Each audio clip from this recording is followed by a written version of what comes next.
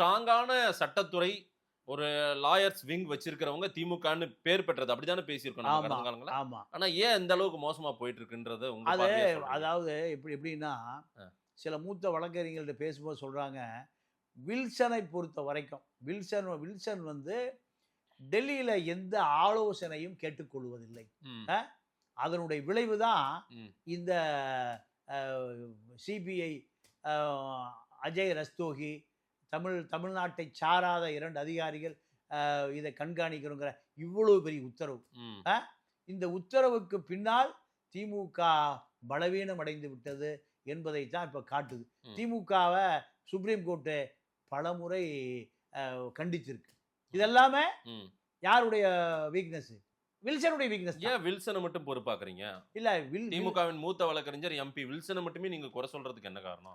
அதாவது மூத்த வழக்கறிஞர்கள் என்ன சொல்றாங்க, வில்சன் முதலமைச்சருக்கு தவறான தகவலை கொடுத்து கொண்டிருக்கிறார். ஓ.